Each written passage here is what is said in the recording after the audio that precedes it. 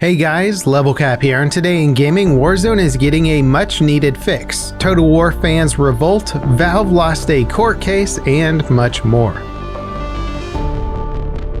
Warzone's developers are working on fixing the game's implementation of NVIDIA DLSS technology. Players discovered weapon optics aren't rendered properly with DLSS enabled. This causes missed shots and undermines an otherwise incredibly valuable game setting. DLSS uses AI to upscale games from a lower resolution without any perceived loss in quality. The result is an image that looks fantastic along with a massive performance boost. Warzone players on PC have enjoyed the performance boost as Warzone can be pretty hard to run on lower end hardware. Recently, YouTuber JGod documented the issue in a detailed video.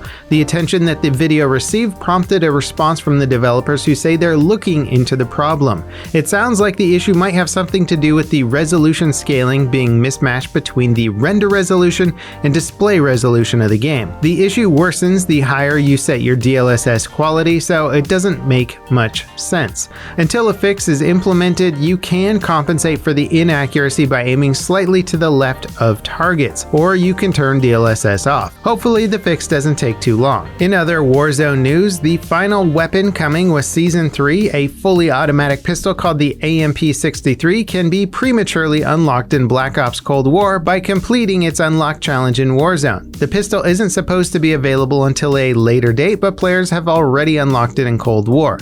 Like the Psychov pistol, it can be dual-wielded, making it a devastating close-quarters weapon. The developers haven't said anything about addressing the glitch or potential balance issues with the AMP. Players are concerned it will dominate Warzone's meta when it officially unlocks. Hopefully Raven keep an eye on the weapon and have some balance tweaks in mind for when it launches. Before we get to our next story, I've got a quick word from our sponsors. Today's video is sponsored by Outriders. This is a really fun RPG shooter from Square Enix that lets you mow down hordes of monsters and baddies on a failed colony planet. The engine tech allows you to play in a beautifully rendered game world and push your visuals to the maximum on PC, as you can enable things like DLSS for an incredible performance bump. The sci-fi story is also surprisingly fun and engaging. Humanity's last chance at survival was a colony ship sent to an alien world. But once you get there, bizarre energy storms tear through your settlements, killing many and transforming some into enhanced beings. From there, it's clear that something bigger is at play, and you're put in a position of having to both navigate the complex politics of a starving colony and find out the mystery behind the storms. I'm absolutely loving the game. You can play it solo or with up to 3 players total, and it's on PC, PlayStation, and Xbox. Check it out with the link in the video description. Fans of Total War 3 Kingdoms review bombed the game after the developers announced its next update would be its last. The game was the franchise's best-selling title and has gotten tons of updates and DLC since its release in 2019. Players are upset that the end of development means a promised expansion won't see the light of day. The developers had promised to expand the map's northern region, essentially adding the third kingdom in the title. That DLC won't be coming out though. It's unclear if the negative reaction will make the developers change their course. Valve lost an appeal to a patent case over their design of Steam controller. The court ordered Valve to pay Scuf $4 million for patent infringement back in February, but their appeal to the ruling was denied recently. Third-party controller maker Scuf Gaming claimed Valve infringed on their signature back paddle controller design. Scuf were one of the first companies to launch premium controllers with additional buttons. Their back paddles and quality construction set them apart from the competition. Valve launched their Steam controller in 2015 and stopped production in 2019. It features similar back paddles to Scuf controllers, but was a wildly different kind of controller. It used dual touchpads on its face instead of traditional analog sticks. Valve argued there was insufficient evidence to show they purposely copied Scuf's design in their appeal. Modders are fast at work tweaking Days Gone. The title is the second major PlayStation exclusive to get a PC port by Sony following Horizon Zero Dawn last year. It launched a little over 2 weeks ago to positive reviews. Modders have since released gameplay tweaks that slow certain zombies down a bit, adjust the game's look, and overhaul weapons and equipment stats. Expect to see some more extensive mods soon.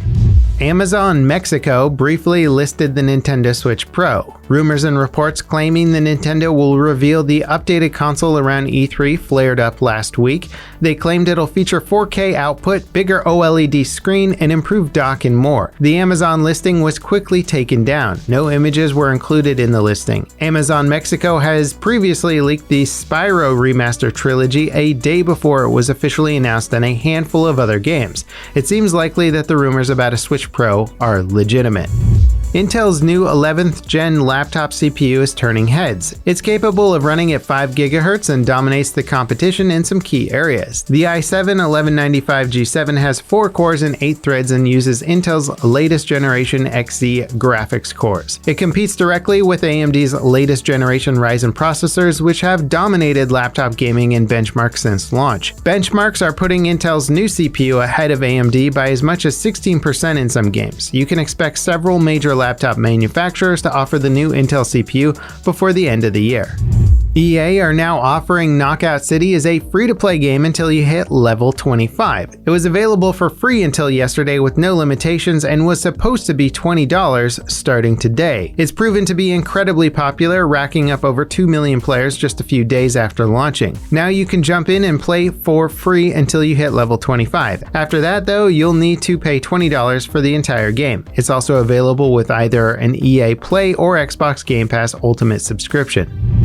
Ubisoft are hoping to avoid a Cyberpunk 2077 fiasco with Far Cry 6. They'll be showing footage of the game running on last-gen console hardware over the next few weeks. Cyberpunk's developers infamously withheld last-gen console footage of the game until after launch with an embargo. Its performance was particularly terrible on those platforms, leading to widespread criticism and Sony removing it from the PlayStation Store.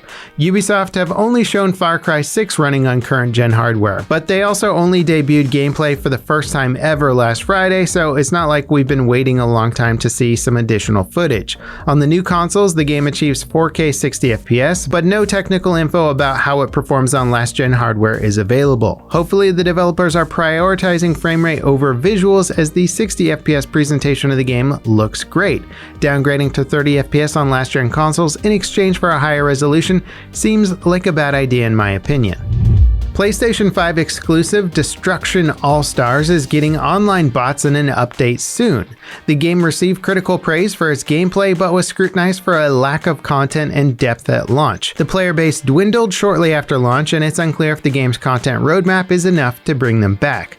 Bots will be added to the game's casual modes during peak hours to ensure everyone can matchmake quickly. Bots won't be added to the game's competitive mode though. Before we get to our final story today, I just wanted to say thanks so much for tuning in. If you like gaming news and staying up to date, be sure to subscribe and turn on notifications so you don't miss any of our future content. The Microsoft Store accidentally leaked upcoming sim game 2 Point Campus. It's a sequel to the critically acclaimed 2 Point Hospital from 2018. It was a highlight in a wave of new sim games following the success of titles like City Skylines, Stardew Valley, Planet Coaster, and Prison Architect. 2 Point Campus builds on Hospital's core gameplay, adding new creative tools and mechanics. You'll manage a college campus, working to keep the students happy and the school thriving. There's no release date for the game yet, and Microsoft quickly pulled the listing, but the official screenshots and description from the listing all look promising. And that wraps it up for Today in Gaming. Thank you so much for watching. Don't forget to check out Outriders if you have a chance, and I'll see you next time. This is Level Cap, signing off.